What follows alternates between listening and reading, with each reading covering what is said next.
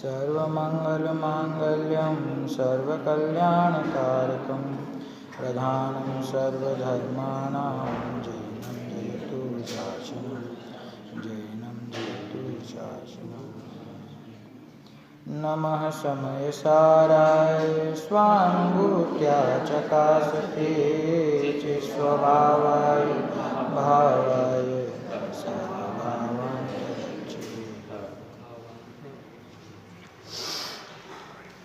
ये समय सार परमागम है। समय सार की मांगलिक स्तुति अभी हम सब ने पढ़ी। कभी कभी ऐसा विचार आता है कि ये स्तुति का भी एक बार बैठ के अर्थ समझना चाहिए। बहुत ही सुंदर भाव इसमें है। एक पंक्ति इसके अंदर आई अंत में कि तू रुचिता जगतनी रुचियार से सौ तू रीजता सकड़ विनायक देव रीजे। गुजराती में है, पंडित हिम्मत भाई के द्वारा रचित स्तुति है। तू रुचिता जगतनी रुचियार से सौ, हे समयसार तुझे जो पसंद कर लेता है, जिसको तेरी रुचि जागृत हो जाती है, उसको जगत की सारी रुचि मिट जाती है। और तू रीझता सकड़ विनायक देव रीझे, कि तू जिस पर रीझ जाता है उसको गायक देव की प्राप्ति हो जाती है। ऐसा मांगलिक भाव है। इसमें बहुत सुंदर सुंदर भाव हैं। तू छे निश्चय ग्रंथ भंग सगड़ा व्यवहार ना भेदवा, कि तू व्यवहार के समस्त भेदों का अभाव करने के लिए निश्चय का ग्रंथ है। ग्रंथादिराज तारामा भाव ब्रह्मांड ना बचा, समस्त ब्रह्मांड का भाव इस समयसार ग्रंथादिराज के अंदर है। ऐसे समयसार ग्रंथादिराज में जो परम पवित्र, परम प्रयोजनभूत, परम आदरणीय अपना जो त्रिकाली ध्रुव भगवान आत्मा है, उसका स्वरूप बताया। उस त्रिकाली ध्रुव भगवान आत्मा को 7 तत्वों से भिन्न कैसे देखना ये कला बताई। और उसकी प्राप्ति करके जो जीव उसकी आराधना करता है वह अवश्य ही सुख को प्राप्त करता है। ऐसा सुख प्रकट करने का मार्ग बताया है ना। भजन में हम कहते हैं 9 तत्वों में छुपी हुई जो ज्योति उसे प्रगटाएंगे, है ना। तो ज्योति छुपी हुई है। कौन सी ज्योति है? आत्म ज्योति। तो आत्म ज्योति जो 9 तत्वों के बीच में छुपी हुई है उसे प्रगटाएंगे। वास्तव में छुपी हुई तब तक कहलाती है कि जब तक उस पर दृष्टि नहीं है। वास्तव में तो आत्मा की उपमा जिनवाणी में जहाँ भी देखेंगे, आत्मा और ज्ञान की उपमा हमेशा दीपक से, सूर्य से, दर्पण से दी जाती है। तो दीपक और सूर्य ये कभी छिपते नहीं हैं। सूर्य जो है वो कभी चैतन्य चमत्कार है, अत्यंत उज्जवल सूर्य के समान प्रकाशित प्रज्वलित, ऐसे ही हमेशा उसके विशेषण होते हैं। तो वे आत्मा को के स्वरूप के बारे में क्या बताते हैं कि वो आत्मा का स्वरूप वास्तव में छुपा हुआ नहीं है। छिपा हुआ नहीं है, वो तो प्रकट है। आत्मा है वो छिपा हुआ है कि प्रकट है? प्रकट है। तो फिर दिखता क्यों नहीं है प्रकट है? तो कि उस ओर दृष्टि नहीं होने से दिखाई नहीं देता। और जब उसकी दृष्टि होती है तो फिर बाकी कुछ और दिखाई नहीं देता, है ना। तो ऐसा इसका मांगलिक स्वरूप है। 294 गाथा में जो 3-4 पंक्तियां बची हैं, बहुत ही सुंदर सिद्धांत उसके अंदर आने वाला है। हमने अभी तक क्या पढ़ा? बंध का स्वलक्षण तो आत्मा से असाधारण रागादिक हैं। क्यों? क्योंकि वो आत्मा के साथ में साधारणता धारण करते हुए प्रतीत नहीं होते। क्यों? क्योंकि राग आदि के बिना भी आत्मलाभ संभव है। राग नहीं होता वहाँ भी आत्मा होता है।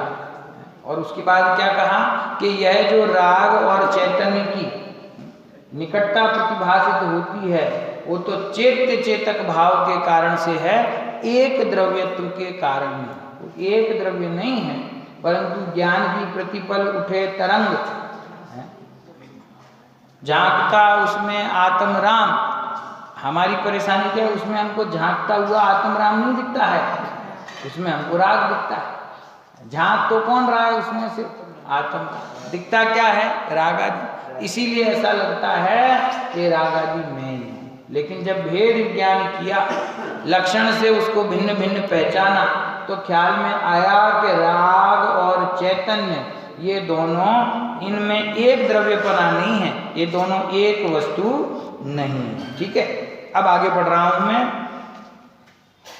जैसे एक पंक्ति पहले से पढ़ता हूं ताकि आपको जो श्रृंखला है, क्रम है, वो ख्याल में आ जाए। और जो रागादि की चैतन्य के साथ ही उत्पत्ति होती है, वह चैत्य चेतक भाव अर्थात ज्ञेय ज्ञायक भाव की अति निकटता के कारण ही है, एक द्रव्यत्व के कारण नहीं। अब आगे इससे भी महत्वपूर्ण सिद्धांत है। जैसे दीपक के द्वारा प्रकाशित किए जाने वाले घटादिक पदार्थ, घड़ा आदि वस्तु हो, कमरे में रखा हुआ हो और दीपक जल रहा हो, तो उस दीपक के प्रकाश में प्रकाशित किए जाने वाले घटादिक दीपक के प्रकाशकत्व को ही प्रसिद्ध करते हैं, घटादित्व को नहीं। बड़ा अजीब उदाहरण है। दीपक के प्रकाश में प्रकाशित होने वाले घड़े आदि वस्तुएं, वे किसको प्रकाशित करते हैं? तो कह रहे हैं कि वो दीपक के प्रकाशकत्व को ही प्रकाशित करते हैं, अपने घटादित्व को नहीं। इसी प्रकार आत्मा के द्वारा चेतित होने वाले मतलब जाने जाने वाले, आत्मा चेतक अथवा चेतन, और उसके जो विषय हैं उनको हमने क्या कहा? ज्ञेय अथवा चेत्य। तो जो चेत्य है वो चेतक में क्या होता है? चेतित होता है, मतलब जाना जाता है। सरल भाषा ये कि वो जो ज्ञेय पदार्थ हैं वो इसके ज्ञान में जाने जाते हैं। तो वो जानने में आते हुए रागादिक आत्मा के चेतकत्व को ही प्रसिद्ध करते हैं, रागादिकत्व को नहीं। ये इतनी बात अपने को समझ में आ जाए ना, तो अपना ज्ञान स्वभाव कैसे कार्य करता है, कैसे उसमें पूरा जगत जानने में आता है, और कैसे पूरे जगत को जानते हुए भी वह जगत रूप नहीं होता, अपने ज्ञान स्वभाव रूप ही रहता है, एक रूप ही रहता है। और उस एक रूप में अपना भगवान आत्मा प्रकट है, और उस आत्मा की दृष्टि करने पर उसका अनुभव होता है। ये बात अपने को समझ में आएगी। उदाहरण पढ़ता हूँ फिर से। दीपक के द्वारा प्रकाशित किए जाने वाले घटादिक पदार्थ दीपक के प्रकाशकत्व को ही प्रसिद्ध करते हैं, घटादित्व को नहीं। क्या करें?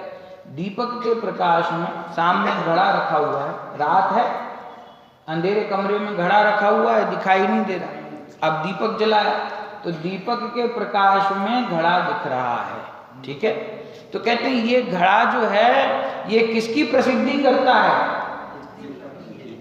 अपनी घड़े की नहीं, स्वयं की नहीं करता है, क्योंकि वो जिसके प्रकाश में प्रकाशित हो रहा है वो ये बताता है कि यहाँ प्रकाश की सत्ता है।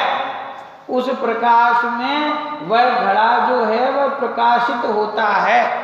तो हमें तो ये विचार करना है कि वो जो दीपक का प्रकाश है, वो दीपक का प्रकाश किसको प्रकाशित करता है?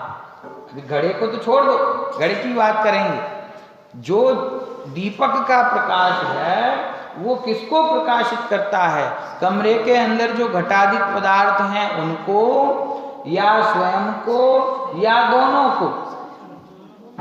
तीन ऑप्शन हो सकते हैं। दीपक स्वयं को ही प्रकाशित करता है, दीपक घड़े को प्रकाशित करता है, और दीपक स्वयं को और घड़े को, दोनों को प्रकाशित करता है। किसको प्रकाशित करता है? क्योंकि उसका दीपक का स्वभाव कैसा है? स्वपर प्रकाशक, स्वयं को भी प्रकाशित करता है और अन्य को भी प्रकाशित, है ना। अब ये बात सामान्य और स्थूल दृष्टि से हम सभी को स्वीकार है, इसकी चर्चा है सब जगह। अब लेकिन यहाँ पे मैं वापस कहता हूँ, पीएचडी की कक्षा है, यहाँ पर ये विचार करना है कि दीपक का जो प्रकाश है वो किसको प्रकाशित करता है। तो आचार्य देव कहते हैं दीपक के प्रकाश की बात बाद में करेंगे। दीपक के प्रकाश में प्रकाशित होने वाला घड़ा वो भी वास्तव में ये इंगित करता है, ये इशारा करता है कि दीपक के प्रकाश में मैं प्रकाशित हो रहा हूं, इसीलिए तुम मुझे मत देखो, तुम दीपक को देखो। क्या कहा है यहाँ पर? दीपक के द्वारा प्रकाशित किए जाने वाले घटादिक पदार्थ दीपक के प्रकाश तत्व को ही प्रसिद्ध करते हैं। प्रकाश करना ये किसका स्वभाव है? किसका स्वभाव है? उस प्रकाश में जानने में क्या आ रहा है? दिखाई क्या दे रहा है? घड़ा। क्या दिखाई दे रहा है? घड़ा। घड़ा दिखाई देने पर भी घड़े को प्रकाशित करना वो दीपक के प्रकाश का स्वभाव नहीं है। दीपक के प्रकाश का स्वभाव क्या है? कि दीपक के प्रकाश का स्वभाव अपने स्वयं दीपक को ही प्रकाशित करना है। तो लेकिन साहब ये घड़ा दिखाई तो दे रहा है ना, प्रकाशित तो हो रहा है ना, कि वो प्रकाशित हो जाए तो हो जाए, पर उसको प्रकाशित करने के लिए दीपक का प्रकाश नहीं। सूर्य उदित होता है, सूर्य का प्रकाश होता है तो क्या होता है? पूरी दुनिया दिखाई देने लगती है, रात्रि के अंधकार में दिखाई नहीं देती। सूर्य का उदय किस लिए हुआ? कि वो पूरी दुनिया को प्रकाशित करे, ग्रह नक्षत्र को प्रकाशित करे। साइंस के हिसाब से पूरी दुनिया प्रकाशित हो जाती है। तो अभी सूर्य के प्रकाश में दुनिया प्रकाशित हो जाती है, ये अलग बात है, लेकिन उस दुनिया को प्रकाशित करने के लिए सूर्य का प्रकाश है। सूर्य का प्रकाश किसको प्रसिद्ध करता है? ये विचार करना पड़ेगा। देखो वो जो प्रकाश है, चाहे दीपक का कहो या सूर्य का कहो, वो दीपक का जो प्रकाश है वो उसका लक्षण है। दीपक एक वस्तु है, दीपक एक द्रव्य है, तो उसका लक्षण क्या? जैसे हमने अभी निश्चित किया था कि आत्मा का लक्षण चैतन्य है, बंध का लक्षण रागादिक है, ऐसे दीपक का लक्षण क्या है? प्रकाश है ना। दीपक का लक्षण क्या है? प्रकाश। और वो उसका सच्चा लक्षण है, तो सच्चा लक्षण है। वो सच्चा लक्षण कब माना जाएगा? कब माना जाएगा? कब माना जाएगा? कि जब वो अव्याप्ति, अतिव्याप्ति और असंभव दोषों से रहित हो, तभी तो उसको सच्चा लक्षण मानेंगे। तो प्रकाश जो है वो दीपक में पाया जाता है। जितने दीपक जगत में, दीपक कहते ही प्रज्वलित दीप को है, वो खाली सकोरा रखा हुआ हो मिट्टी का उसको दीपक नहीं कहते, जलते हुए दीपक को दीपक कहते। जो दीपक है उन सब में प्रकाश रूपी लक्षण पाया जाता है ना, तो वो अव्याप्ति दोष से दूषित तो नहीं है। अब दीपक का देखो, पहले तो ये समझो कि लक्षण कहते किसको? लक्षण का कार्य क्या है? लक्षण का कार्य है अपने लक्ष्य को प्रसिद्ध करना। क्या कार्य है? लक्षण कहेंगे किसको? कि जो लक्ष्य को प्रसिद्ध करे उसी को लक्षण कहते हैं। अगर वो लक्षण अपने लक्ष्य के अलावा किसी और वस्तु को प्रसिद्ध करे तो उसको उस वस्तु का लक्षण कौन कहे? इसका लक्षण और लक्ष्य समझ में आता है आपको? उदाहरण दूं इसके लिए कि छोटा बच्चा है 3 वर्ष का, अभी उसको बंबई में रहने वाला बच्चा है, उसने आज तक गाय नहीं देखी, उसने आज तक भैंस नहीं देखी कैसी होती। गांव में तो मिल जाती देखने, बंबई में कहाँ देखी? वहीं पैदा हुए, वहीं बड़ी बड़ी ऊंची ऊंची बिल्डिंगों में रह रहे हैं, हाईवे पे दौड़ रहे हैं, उनने कभी देखा ही नहीं जानवर कैसा होता है। अब एक बार उनकी माता जी ने कहा, गाँव में लेके आए घूमने, तो कहा बेटा रोटी है, बाहर गाय को डाल के आओ। अब गया बाहर गाय भी खड़ी है, भैंस भी खड़ी है, बकरी भी खड़ी है, गधा भी खड़ा है। अब वो कहता है मम्मी वहाँ तो अलग अलग टाइप के कुछ जानवर दिख रहे हैं, इसमें गाय कौन सी होती है? हमको नहीं समझ में, कौन सी है गाय इसमें? तो मम्मी बिजी थी, काम कर रही थी, तो उन्होंने कहा देख ऐसा है जिसके सींग होंगे उसको डाल के आ जाए, उसको गाय कहते हैं। तो गया बाहर कि मम्मी एक सफेद सफेद जानवर है उसके भी सींग हैं, एक काला काला जानवर है उसके भी सींग है। कि अच्छा ऐसा कर जिसके पूंछ होती है उसको डालता है। फिर बाहर गया, सब जानवरों की पूंछ है, किसी की छोटी है किसी की बड़ी है, लेकिन पूंछ तो सबके हैं। अब उस बालक को कैसे समझाया जाए कि गाय किसको कहते हैं? बताइए क्या लक्षण है गाय का? कैसे पता चले मिक्स जानवरों में गाय कौन सी है? सफेद, गधा भी सफेद होता है, सींग वाली सफेद। अतिव्याप्ति दोष से दूषित लक्षण है, और अव्याप्ति दोष से भी दूषित लक्षण है। सारी गाय सफेद नहीं होती। तो फिर लक्षण बताया किसी ने, घर में बूढ़े पिताजी थे, उन्होंने कहा बेटा ऐसा नहीं है, जिसके गले में ना खाल लटकती हो उसको गाय कहते हैं। समझना इधर ऐसा उसको लक्षण, स्थूल उदाहरण होता है, उसको स्थूलता से समझ कि उसके गाय के गले में जो खाल लटकती है ना, वो जिस जानवर के लटकती है वो ही गाय है। अब जाके देखो बाहर की, तो उसको मिल गई, और किसी के नहीं होता है ऐसा। तो ये लक्षण जो है, ये लक्षण हमने बनाया। इस लक्षण से क्या हुआ? लक्षण से लक्ष्य प्रसिद्ध हुआ ना, कि जैसे ही उसने निश्चित किया कि कौन से जानवर के गले में खाल लटकती है, तो भैंस अलग हो गई, गधा अलग हो गया, सारे अलग हो गए जानवर, एक ही बचा। तो लक्षण से लक्ष्य की प्रसिद्धि होती है। सींग रूपी लक्षण से लक्ष्य की प्रसिद्धि होती है, पर साथ में अलक्ष्य की भी, अर्थात भैंस आदि अन्य जानवर की भी प्रसिद्धि होती है। अगर कहो कि सफेद है वो गाय है, तो भी वो अतिव्याप्ति दोष से दूषित है।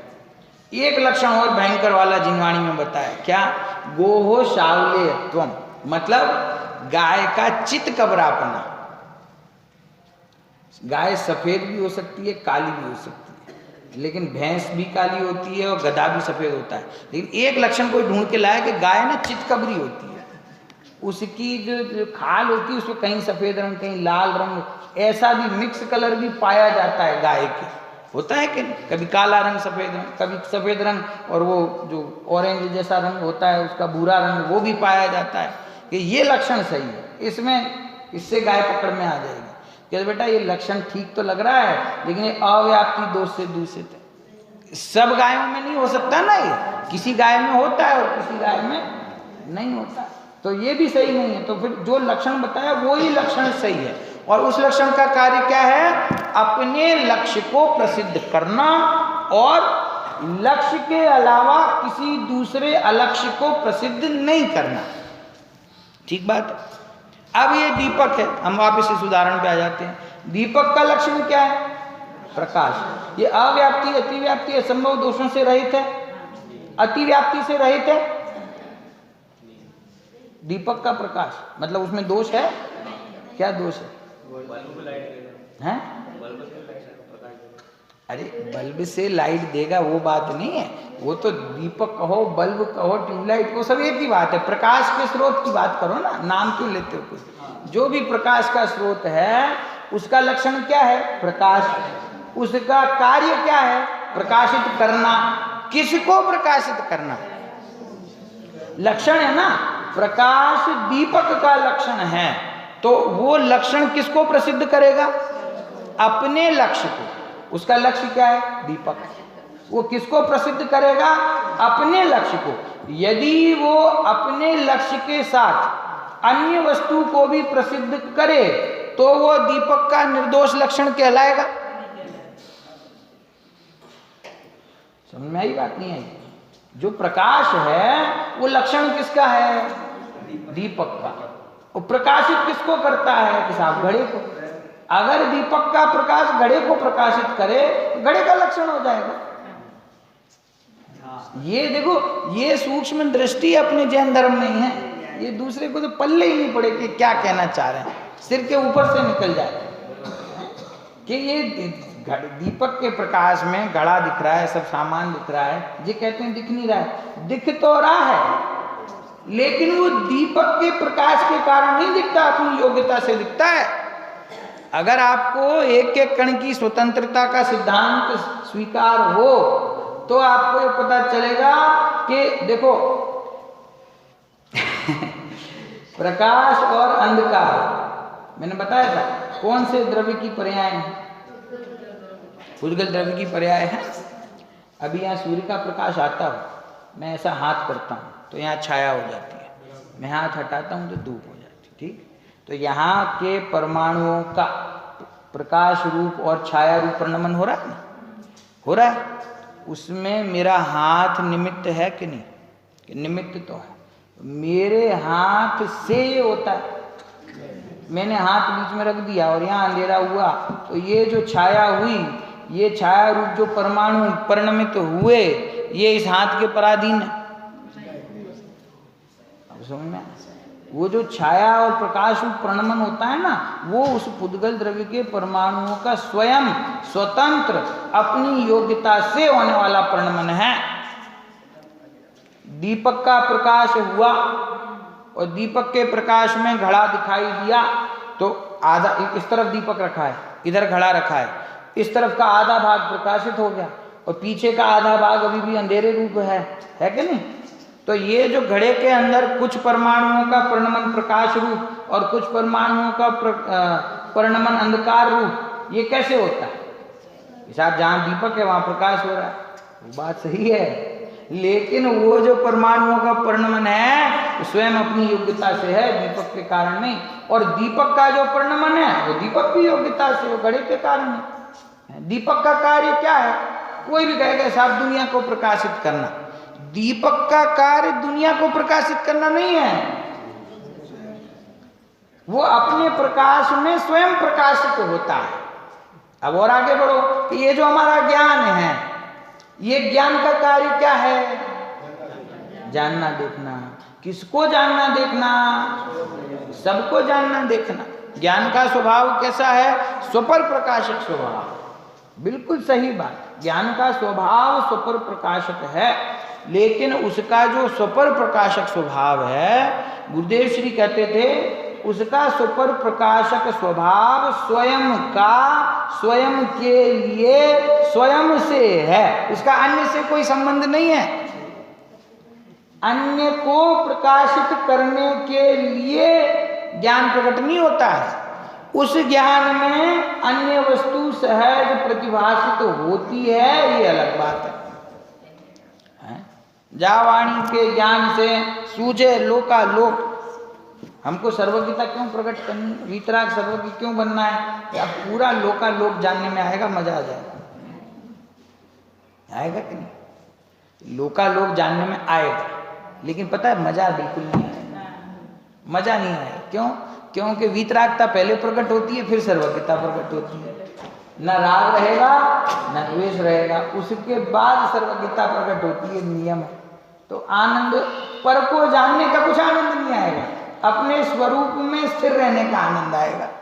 तो वो परद्रव्य जानने में आता है कि नहीं आता है? आता है। आता है तो ज्ञान उस रूप परिणमित तो हुआ कि नहीं हुआ? जगत में अनंत पदार्थ हैं, अनंत पदार्थों को जानने के लिए ज्ञान में अनंत भेद पड़ जाते हैं कि नहीं? ज्ञान में खंड पड़ते हैं कि नहीं? कि भैया ज्ञान तो अपने स्वभाव को प्रकाशित करता है, अपनी आत्म वस्तु को प्रकाशित करता है, वो परद्रव्य को प्रकाशित करता ही नहीं। कठिन सिद्धांत है ये थोड़ा, लेकिन इसको समझे बिना कार्य नहीं चले। इसको समझे बिना अपने आत्म स्वभाव तक हम नहीं पहुंच पाएंगे। क्यों? देखिए मैं बताऊं, क्योंकि अपनी दृष्टि जो बाहर है ना, उसका एक कारण क्या है? सबसे बड़ा कारण कि हमारे जो ज्ञान उपयोग प्रकट हुआ वो दर्पण के समान स्वच्छ है। ज्ञान कैसा होता है? स्वच्छ होता है। जब ज्ञान प्रकट होता है तो उसमें दो चीजों का प्रतिभास होता है, प्रतिबिंब बनता है। जो दर्पण में प्रतिबिंब बनता है ना, जो वस्तु उसके सामने होती है, वैसे ही उसमें प्रतिबिंब बनता है, स्व का भी और पर का भी। प्रतिभास दो चीज का है, स्व का भी और पर का भी। अब सारा आपका बंध और मोक्ष इस बात पे निर्भर करता है कि लक्ष्य आप किसका करते हो। प्रतिभास तो दोनों का है, ज्ञान की स्वच्छता में। लक्ष्य किसका करते हो? कि 100 का करा होता है तो साहब यहाँ कैसे बैठे होते, वहां बैठे होते वेदी पे। आज तक किया नहीं ना, भूल कहाँ हो रही है कि जिस स्वच्छता में स्व और पर दोनों का प्रतिभास हो रहा है, वहां मैं अपने स्व को तो भूल गया, और मेरी ज्ञान की स्वच्छता में जो परद्रव्य दिखाई देता है, प्रतिभासित होता है, तो मैंने उसको माना कि यही मैं हूं। ये रागादि भाव जो मेरे ज्ञान में चेत्य चेतक भाव की निकटता से प्रतिभासित हो रहा है, यही मैं हूं। और इसीलिए वो भेद विज्ञान के अभाव के कारण अपने को और अपने ज्ञान में प्रतिभासित होने वाले विषयों को अलग अलग नहीं कर पाया। मेरा नाम क्या है? ज्ञायक। क्या नाम है? पिताजी ने सोच समझ के रखा, ज्ञायक। ज्ञायक का अर्थ क्या होता है कि ज्ञेयों को जानने वाला। क्या अर्थ है ज्ञायक का? ज्ञेयों को जानने वाला। कौन से ज्ञेयों को जानने? कौन से ज्ञेयों को जानने वाला? ये जगत में जितने ज्ञेय हैं सबको जानने वाला। कि भैया ज्ञायक भी तुम स्वयं हो और ज्ञेय भी तुम स्वयं हो। तुम्हारा ज्ञेय कोई बाहर में नहीं है कि साहब ये बाहर का ज्ञेय जानने में तो आ रहा है ना, कि वो आए या ना आए उससे मेरे ज्ञान की परिपूर्णता का कोई संबंध नहीं है। मेरा ज्ञान स्वच्छ है, उसमें वो जानने में आ रहा है तो भले आता। जब कोई जीव साधना करके केवल ज्ञान की प्राप्ति करता है तो क्या होता है? अंतरंग में विशुद्धता प्रकट हुई ना, क्रम से अनंतानुबंधी, अप्रत्याख्यान, प्रत्याख्यान, संचलन, 4 कषाय चौकड़ी का अभाव किया और अंदर से विशुद्धता प्रकट हुई। और पहले 4 घाती कर्मों का अभाव हुआ। जब 4 घाती कर्मों का अभाव हुआ तो वितरागता और सर्वज्ञता प्रकट हुई। अब ये जो सर्वज्ञता प्रकट हुई, ये सर्वज्ञता इसलिए प्रकट हुई कि हम पूरी दुनिया को जाने, पूरे 3 लोक 3 काल को जाने। 3 लोक 3 काल को जानने के लिए केवल ज्ञान प्रकट नहीं होता है। केवल ज्ञान में वो 3 लोक 3 काल जानने में सहज आता है। भगवान की भक्ति कैसे करते हैं? सकल ज्ञेय ज्ञायक तदपि निजानंद रसली, सोज नेन्द्र जयवंतरित हरि रज रहस्य विहीन। ये भगवान हम आपकी भक्ति करते हैं। क्यों? कि आप कैसे हो? कि सकल ज्ञेय ज्ञायक, पूरे जगत के ज्ञेयों के ज्ञायक हो, लेकिन निजानंद रसी, आप लीन तो अपने आत्मा के आनंद में हो। वो परद्रव्य जो ज्ञान में जानने में आ रहा है उसमें आप लीन नहीं है, उससे भिन्न आपका ज्ञान वर्तता है, आपका स्वभाव उसमें प्रकाशित हो रहा है। और इसीलिए तो हम आपकी महिमा करते हैं। आपके ज्ञान में 3 लोग जानने में आता है, लेकिन उसको जानने के लिए आप जाते नहीं हो। अब इससे आगे की बात हमको करनी है, ये तो मूल मैंने आपको समझाया। अब यहाँ जो बात है वो ये है, वो ये जो ज्ञान में जानने में आए, क्या लिखा है यहाँ? दीपक के द्वारा प्रकाशित किए जाने वाले घटादिक पदार्थ दीपक के प्रकाशकत्व को ही प्रसिद्ध करते हैं, घटादित्व को नहीं। इस प्रकार आत्मा के द्वारा चेतित होने वाले रागादिक आत्मा के चेतकत्व को ही प्रसिद्ध करते हैं, रागादिकत्व को नहीं। क्या समझा रहे हैं आचार्य देव? प्रश्न क्या था अपना कि बंध और आत्मा को अलग अलग कैसे किया, यही तो प्रश्न था। तो पहले बताया कि बंध का लक्षण आपने क्या निश्चित किया कि बंध का लक्षण आत्मा से असाधारण, अर्थात आत्मा में नहीं पाया जाने वाला राग आदि परिणाम। अब यहाँ आके बुद्धि बढ़ती है कि भैया जब रागादि परिणाम मेरे से भिन्न है ऐसा आप कह रहे हो, लेकिन मुझे तो अनुभव नहीं होता ना, मुझे तो निरंतर राग ही राग जानने में आ रहा है, मुझे तो विकारी भाव ही जानने में आ रहा है। और कैसा जानने में आ रहा है? मेरे अंदर से प्रकट होता हुआ ही जानने में आता है। तो उसको समझाया कि ये जो अंदर से प्रकट होता हुआ जानने में आ रहा है ना, ये चेत्य चेतक भाव की निकटता है कि ज्ञान के सामने ये खड़ा हुआ है ना राग, इसीलिए तुम्हें ऐसा लगता है कि ये राग मेरा है। लेकिन हे भव्य जीव, तुम ये समझो कि ये जो राग तुम्हारे ज्ञान में जानने में आ रहा है, ये राग तुम्हें किसकी तरफ दृष्टि ले जाने को कहता है? ये राग कहता है कि मैं तो जड़ हूं, मुझे जानने वाले तो तुम स्वयं ज्ञान स्वभावी आत्मा हो, तो तुम मुझे क्यों देखते हो? तुम अपने ज्ञान को देखो। ये क्या उदाहरण दिया? दीपक के प्रकाश में प्रकाशित होने वाले घटादि दीपक के प्रकाशकत्व को ही प्रसिद्ध करते हैं, अपने घटादित्व को नहीं। वो घड़ा क्या कहता है कि मैं तो दीपक के प्रकाश में प्रकाशित हो रहा हूं ना, तो महिमा किसकी है? तो दीपक को देखो, ज्ञान के प्रकाश में पूरा जगत जानने में आ रहा है। वो पूरा जानने में आता हुआ जगत क्या कहता है? वो ये नहीं कहता कि मुझे देखो, वो कहता है मैं किसके ज्ञान में जानने में आ रहा हूं। ये किसकी महिमा है? ज्ञान की महिमा है। ज्ञान किसका है? ज्ञायक का है। तो अपने अपने ज्ञायक को देखो, बाहर के पदार्थों को क्यों देखता है? श्रीमद् राजचंद्र जी का एक वाक्य है ये कि अपने ज्ञान में जो घटपट जानने में आते हैं, पंडित साहब याद है क्या पंक्ति आपको? है गुजराती में है, मुझे भी अभी याद नहीं आ रही। अपने ज्ञान में जो घटपट आदि पदार्थ जानने में आते हैं, उसको तो तू सत्य मानता है, ये मेरा है ऐसा मानता है। जिस ज्ञान में वो जानने में आ रहे हैं, उस ज्ञान को नहीं मानता। ये घड़ा है ऐसा तो मानता है। ज्ञान में जो झलक रहे हैं, वो ज्ञान का ही परिणाम है। ज्ञान का ही परिणाम है। ये ज्ञान में जो झलकता हुआ ज्ञेय है, वो ज्ञेय नहीं है, वो ज्ञान ही है, वो ज्ञान की ही रचना है। इसीलिए अपने ज्ञान स्वभाव की तरफ दृष्टि ले जाओगे तो ये झलकता हुआ रागादि परिणाम है, अपने आप तुम्हें भिन्न दिखाई देगा। मतलब इसका जो भाव है ना, इस ये जो उदाहरण और सिद्धांत यहाँ आचार्य देव ने बताया है, इसका भाव क्या है कि तुम प्रकट होते हुए ज्ञान में ज्ञायक को भूल के ज्ञेय को देखते हो, क्योंकि तुम्हें लगता है हमारा तो काम ही इस ज्ञेय को जानना है।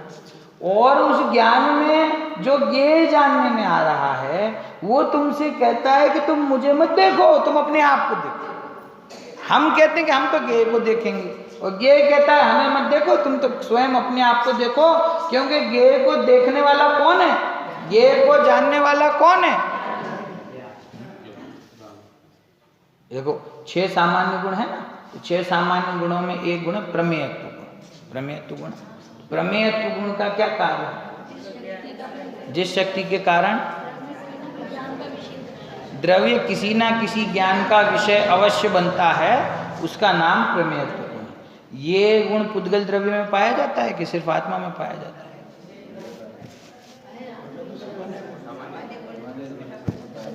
सामान्य गुण है ना, तो सामान्य गुण किसको कहते हैं? 6 द्रव्यों में पाया जाता है, उसको सामान्य गुण कहते हैं। तो पुद्गल द्रव्य में स्वयं अपने पास एक गुण ऐसा है कि वो किसी ना किसी ज्ञान का विषय अवश्य है ना।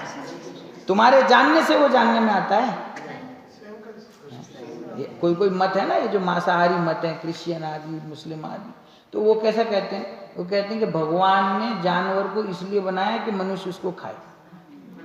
मनुष्य को बनाया खाने के लिए, और जानवर बनाया इसलिए है कि उसको आदमी खा जाए।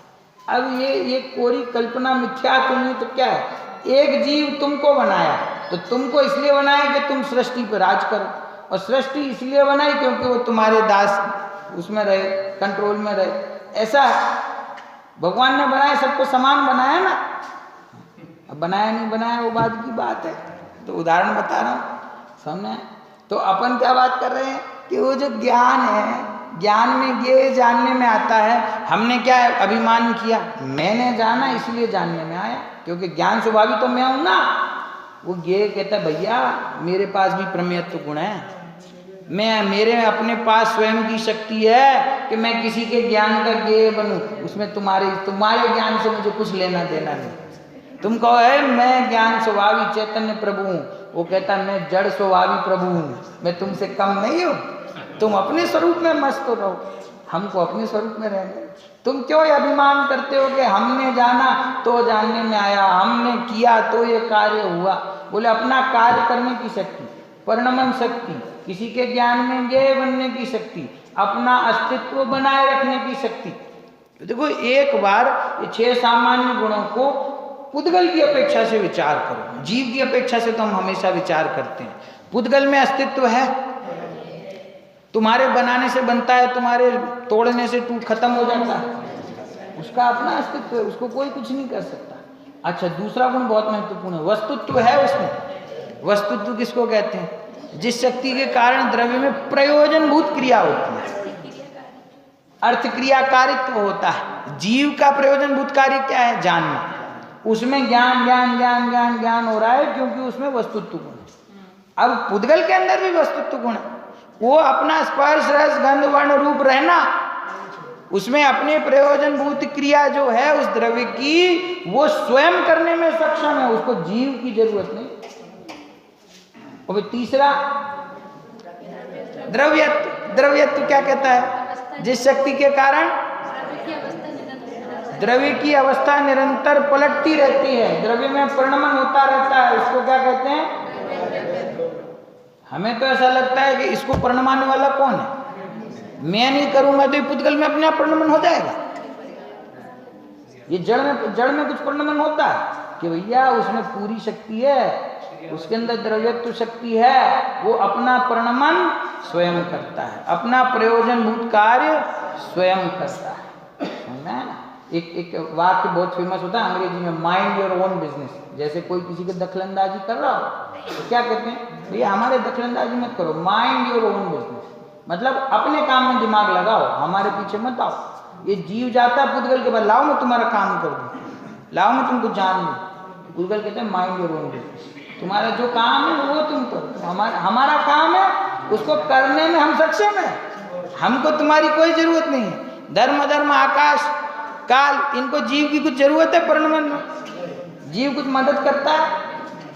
तो फिर जड़ में तुम्हें ऐसा क्यों लगता है कि पुद्गल द्रव्य में कि हम कुछ कर देंगे तो हो जाएगा? उसमें अपनी शक्ति है काम करने की, उसको अपना आगे के गुण देखो क्या है। द्रव्यत्व के बाद प्रमेयत्व की बात हमने करी, फिर अगुरु लघुत्व। अगुरु लघुत्व कितना महत्वपूर्ण है?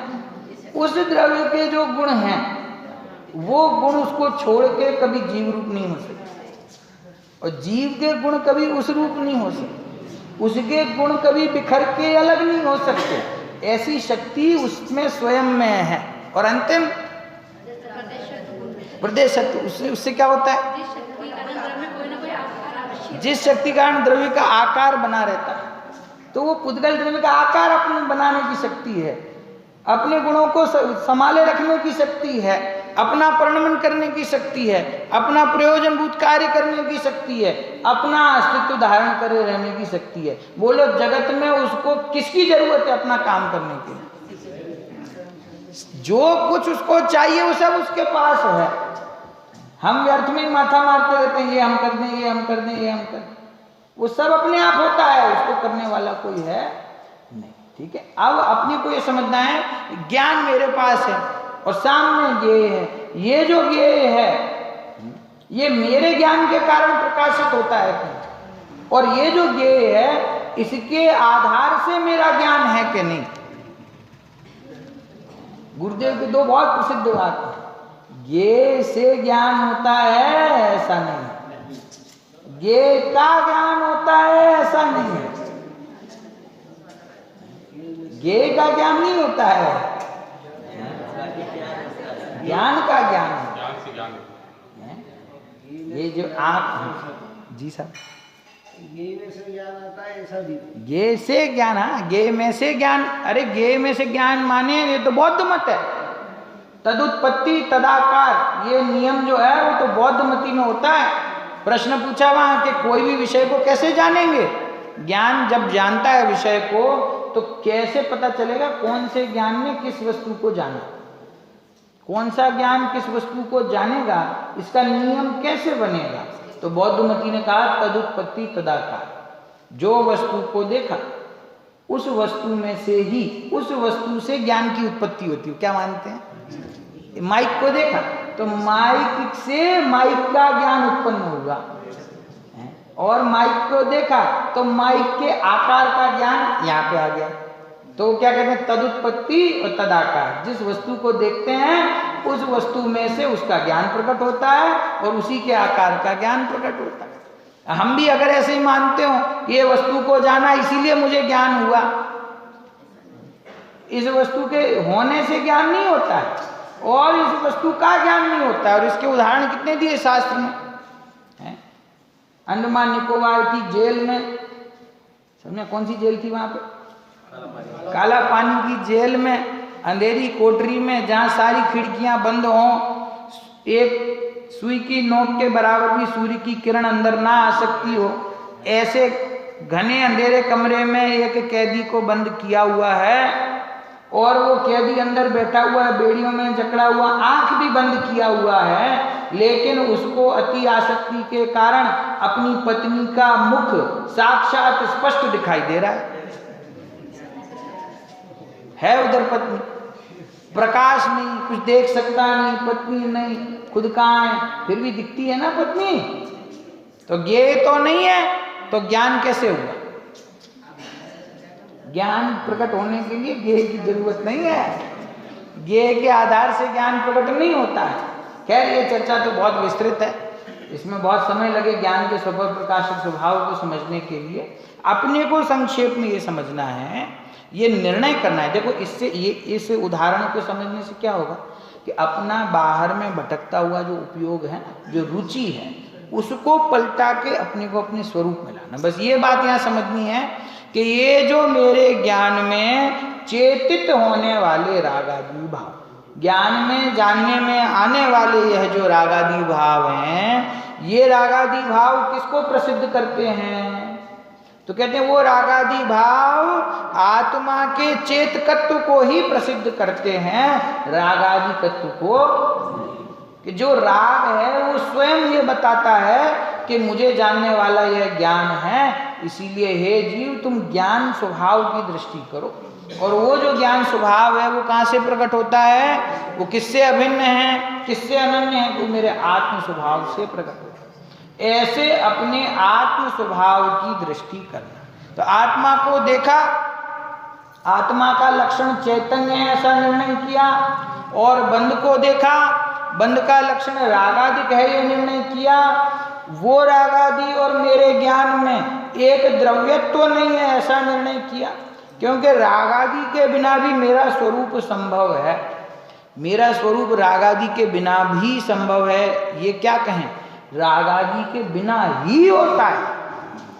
वो तो जिनकी परिणति में से राग हट गया, उदाहरण उनका दिया जाता है सिद्ध परमात्मा का, कि उनके परिणति में राग नहीं रहा, इसीलिए बिल्कुल बेधड़क कहा जा सकता है कि जो सिद्ध परमात्मा है वो रागादि से रहे। लेकिन जिसको अपने स्वरूप की बात समझ में आई ना, वो भी बेधड़क कहता है कि मैं राग से रहित हूं। परिणति में राग है, मेरा नहीं। कहां से आया हमको पता नहीं है, तुम्हारा नहीं है कि हमारा नहीं है, तो किसका है? कि हमारी दृष्टि तो अब अपने स्वभाव में आ गई। उस स्वभाव को छोड़ के जितना विभाव है वो मेरा है ही नहीं, वो उसका और मेरा एक द्रव्यपना है ही नहीं।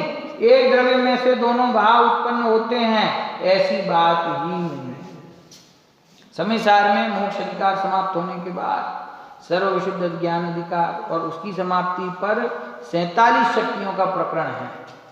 47 शक्तियों के प्रकरण के आप गुरुदेव श्री के प्रवचन सुने, हर शक्ति ने उन्हें एक ही बात कही कि त्रिकाली ध्रुव वस्तु में हूं और मेरे जो अनंत गुण हैं वो अनंत गुण भी मेरी त्रिकाल शुद्ध वस्तु के समान त्रिकाल शुद्ध है। गुण कैसे होते हैं?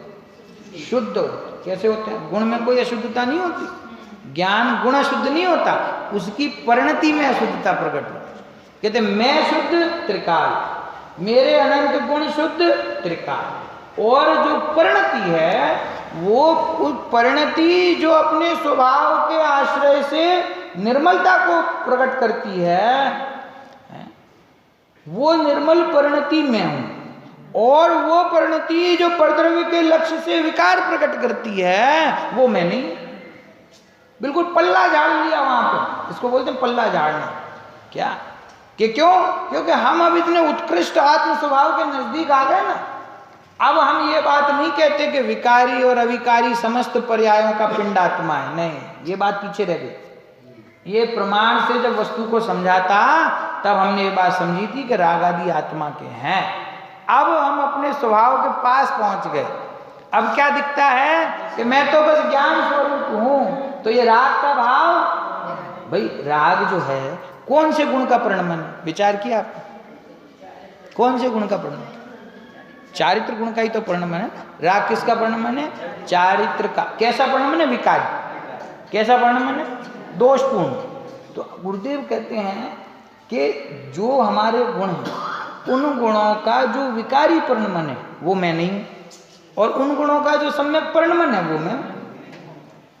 कि साहब ये तो आप मनमानी कर रहे हो, अन्याय कर रहे हो। जो अच्छा लगा रख लिया, जो अच्छा नहीं लगा छोड़ दिया है।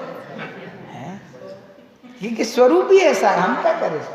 हमारे कोई मन से नहीं कर रहे हैं हम है कि जो अपना, जिसका त्रिकाल शुद्ध स्वभाव है, जिसके अनंत गुण शुद्ध हैं, जब उसकी परिणति अपने स्वभाव का आश्रय लेगी तो उसमें कौन सा भाव प्रकट होगा? शुद्धता का भाव प्रकट होगा। वो शुद्ध रूप जो परिणमित हुई परिणति है वो मेरी है, और जो परिणति परद्रव्य का आश्रय लेगी उसमें कौन सा भाव प्रकट होगा? विभाव। तो वो किसके निमित्त से प्रकट हुआ? परद्रव्य के निमित्त से प्रकट हुआ, तो वो परद्रव्य ही है। भाव कर्म को जड़ कहते हैं ना। भाव कर्म चेतन है कि जड़? जड़। तो गुरुदेव ने स्पष्ट किया, वो जड़ मतलब उसमें स्पर्श रस गंध वर्ण नहीं पाया जाता है, उसमें चैतन्य नहीं पाया जाता, इस अपेक्षा से उसको जड़ कहते हैं। ठीक। तो जो राग द्वेष भाव है, भाव कर्म है, उसको जिनवाणी में अपने जीव स्वभाव की अपेक्षा से जड़ कहते हैं। जड़। तो जड़ कहने का कारण क्या? आचार्य ने इतना जबरदस्त न्याय दिया। समय सार ग्रंथ में आचार्य अमृतचंद्र देव ने संस्कृत का एक न्याय उठाया। यवा पूर्वकाहा यवाहा यवा एव ना अन्या। मतलब जौ के बीज हो, धान अनाज, जौ के बीजों को बोया जाए तो उससे जो फसल उगेगी वो जौ ही उगेगी, दूसरी नहीं उग सकती। उसी प्रकार द्रव्य कर्म के कारण से जो भाव कर्म होता है वो द्रव्य कर्म के समान ही जड़ है, वो चेतन नहीं है,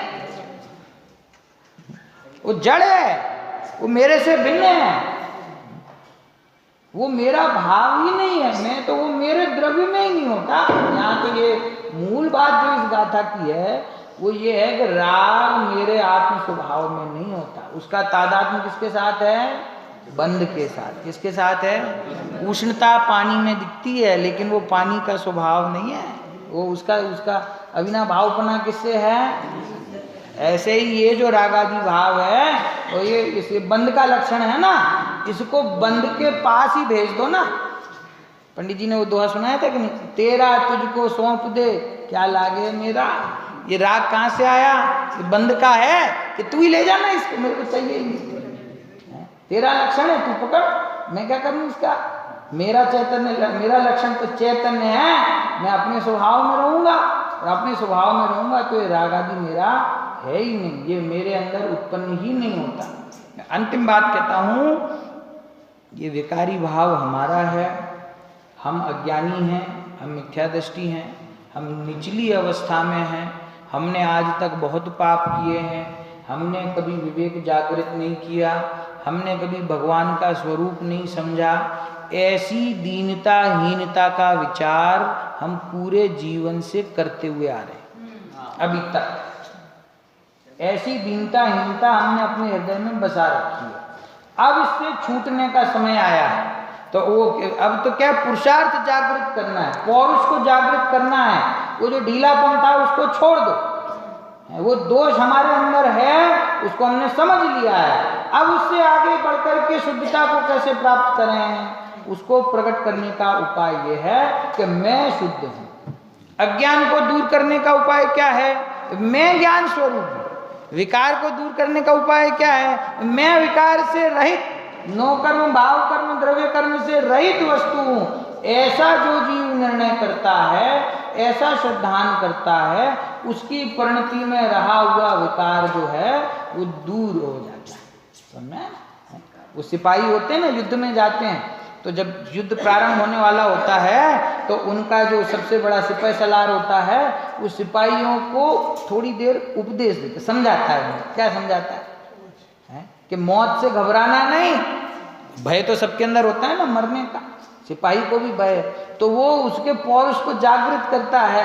क्या कि ये भले ही सामने की शत्रु की सेना बहुत बड़ी है लेकिन घबराना नहीं, अपन तो क्षत्रिय हैं, एक एक क्षत्रिय 10-10 सैनिक के बराबर है।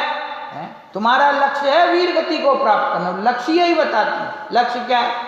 युद्ध में पीठ दिखा के पीछे नहीं भागना, वीर गति को प्राप्त करना अपना लक्ष्य है, क्षत्रिय धर्म निभाना अपना लक्ष्य है। तो उसका पौरुष जागृत होता है, डर को छोड़ता है, पीछे भिड़ जाता है। अब यहाँ पे अपने को पौरुष जगाने का समय आ गया। अभी तक जो बंधन, जो दिक्कतें हमारे जीवन में चल रही हैं कि साहब हम नहीं कर सकते, साहब समय नहीं है, साहब हम बीमार हैं, साहब घर पे पत्नी है, साहब घर पे बच्चे छोटे हैं, कि भैया ये सब ढीलापन छोड़, अब अपने पौरुष को जागृत कर। तेरा लक्ष्य क्या है? कि सिद्ध दशा को प्राप्त करना तेरा लक्ष्य है। अब यहाँ इस जिस लेवल पे आ गए हो ना, यहाँ पे आके पीठ नहीं दिखाई जा सकती। तुम कहाँ आ गए? बिल्कुल द्वारे पे आ गए हो मोक्ष के। अब यहाँ से पीठ दिखा के वापस भागोगे, अनंत काल में वापस नंबर नहीं आएगा। वो मैराथन दौड़ होती है, आपने सुनी है? मैराथन दौड़ बंबई में होती है हमारी, तो वो कितनी लंबी होती है? आई थिंक 46 किलोमीटर 48 किलोमीटर की दौड़ होती है वो, समझ गए? और उसमें इनाम भी बड़ा मिलता है जो जीतता है। उसके जो धावक होते हैं ना, दौड़ते तो उसमें हजारों लोग हैं, सेलिब्रिटीज भी सब दौड़ लगाते हैं, अमिताभ बच्चन भी दौड़ लगाने जाते हैं, वो दिखावा करने के लिए जाते हैं। वो आधा किलोमीटर दौड़ते हैं और फिर अपने घर निकल जाते हैं। एक होते हैं प्रोफेशनल दौड़ने वाले, पूरी 46 किलोमीटर की दौड़ वो पूरी करते हैं और उसके लिए पूरे वर्ष तैयारी करते हैं। क्या भोजन करना, कितनी मात्रा में करना, कौन से विटामिन लेना, कैसी एक्सरसाइज करना, उनका कोच होता है, वो उनको तैयारी करवाता है। पूरा साल वो तैयारी करते हैं और फिर जब वो दौड़ने उतरते हैं ना, तो बाकी सारे दिखावे करने वाले कहाँ पीछे रह जाते हैं पता नहीं चलता। और वो 46 किलोमीटर की पूरी दौड़ दौड़ जाते हैं, समझ में? अब आप ये विचार करो कि वो जो धावक है जिसने पूरे वर्ष तैयारी की है और वो धीरे धीरे दौड़ना प्रारंभ करता है, सबको पीछे दौड़ता, पीछे छोड़ता हुआ आगे चलता जा रहा है और वो बिल्कुल अंत में आ गया। वो सामने उसको फीता दिखाई दे रहा है, 200 मीटर दौड़ लगाऊंगा, अभी ये फीते को तोड़ के मैं फर्स्ट आ जाऊंगा। यहाँ पे आकर के वो धावक ये कहे, ये विचार करे, अरे मैं तो बहुत थक गया, मैं इतना 45 किलोमीटर दौड़ के आ गया, अब मेरे पैरों में जान नहीं, मेरे को इतनी प्यास लग रही है कि अब तो पानी के बिना मैं मर जाऊंगा। ऐसा विचार करके वहां ढीला पड़ जाए तो चलेगा क्या? कि भैया तू जब इतना आ गया है, सामने नजर के सामने तुझे फीता दिखता है, अब यहाँ ढीले पड़ने, चाहे कुछ भी हो रहा हो, चाहे चोट लग गई हो, चाहे पैर काम नहीं कर रहे हो, चाहे प्यास लगी हो, कुछ भी हो, अब तो इतनी दौड़ तो पूरी करनी है, उसके बाद ही आराम मिलेगा। उसके पहले अब पीछे हट नहीं कर सकते यहाँ से। अपन भी मैराथन की दौड़ अनादिकाल से तैयारी कर रहे हैं इसकी। 1 इंद्री, 2 इंद्री, 3 इंद्री, 4 इंद्री, संगी, पंचेंद्री, तिर्यांश, ये सब बाधाओं को पार करके ये तो बहुत लोगों को पीछे छोड़ा है अपन। ये रेस में अपन ने कितने को पीछे छोड़ दिया? अनंत जीवों को, कितनों को पीछे छोड़ दिया? अनंत जीवों को पीछे छोड़ दिया। फिर देवशास गुरु की शरण भी मिल गई, कोच भी मिल गए। कोच है कि नहीं? ये तुम्हें तैयारी करा रहे हैं मोक्ष मार्ग की दौड़ की, कोच मिल गए। तुमको कैसा खाना कैसा पीना ये बताने के लिए तुमको चरणान योग मिल गया, तुमको अपनी अंतरंग शक्ति जागृत करने के लिए द्रव्यान योग मिल गया। सब तुम्हारे पास में सुविधा हो गई, सब तैयारी तुमने कर ली और दौड़ के यहाँ तक आ गए, वो सामने मोक्ष है। अब कहता है अरे साहब अब नहीं हो पाएगा, रागा जी मेरा पीछा नहीं छोड़ते, ये गृहस्थी मेरा पीछा नहीं छोड़ती, ये मेरे से। तो क्या भैया पौरुष जगह, यहाँ से पीछे हट करना तुझे पुसाएगा नहीं, तुझे पता नहीं है बात। पुसाएगा सब बोले, ये हमको नहीं पुसाता। पुसाता क्या होता है? अब ये है करना ही पड़ेगा, ये पुसाएगा क्यों, यहाँ से पीछे हट करिए तो भैया वापस से अनंत काल पीछे जाना पड़ेगा, अनंत काल पीछे जाना पड़ेगा।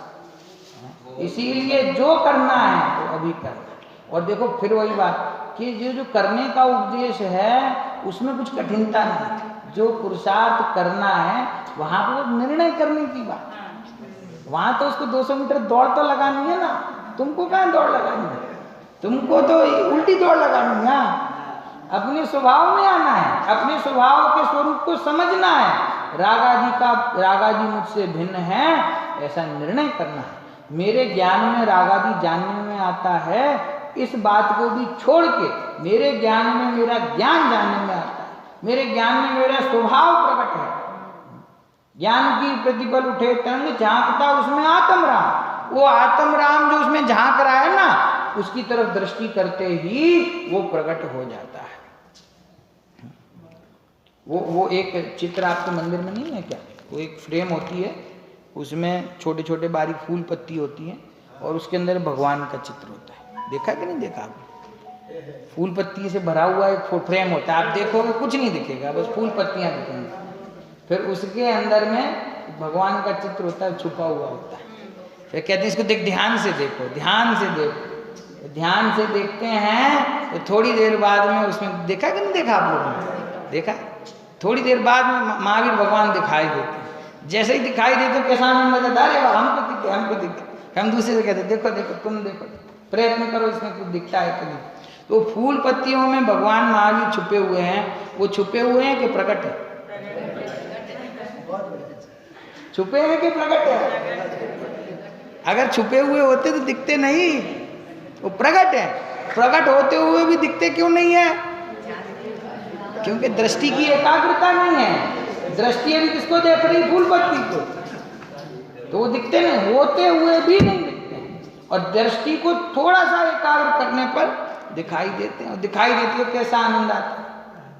ऐसे ही द्रव्य कर्म, भाव कर्म, नौ कर्म की फूल पत्तियों के बीच में ये एक आकृत्रिम जिनबिंब यहाँ पे छुपा हुआ है, आकृत्रिम जिनबिंब छुपा हुआ है फूल पत्ती के पीछे। अब तुम कहते हमको नहीं दिख रहा है, छुपा हुआ है, छुपा हुआ है, कि तुमने एक समय के लिए भी अपनी दृष्टि को एकाग्र करके उसको देखने का प्रयत्न किया? देखने का प्रयत्न करोगे तो दिखाई देगा, तो जो छुपा है वो प्रकट नहीं होगा, जो प्रकट है वो प्रकट हो जाएगा। वो प्रकट ही है, तो उसकी स्वीकारोक्ति चाहिए कि ये मैं हूँ, ये फूल पत्ती में नहीं हूँ, ये भगवान आत्मा में हूँ, ये द्रव्य कर्म, भाव कर्म, नौ कर्म में नहीं हूँ, भगवान आत्मा में। इस प्रकार से अपने भगवान आत्मा का निर्णय करना और रागादि विकारी भाव से भेद ज्ञान करना, और सिर्फ रागादि से भेद ज्ञान नहीं बल्कि मेरे ज्ञान में जो वस्तु जानने में आती है वो वस्तु में नहीं हूँ, जो ज्ञान उसको जानता है वो ज्ञान में हूँ, ऐसा निर्णय करने से अपना कार्य होगा। सभी भव्य जी इस प्रकार से अपने स्वरूप को समझें, इस भावना से अभी की बात करें।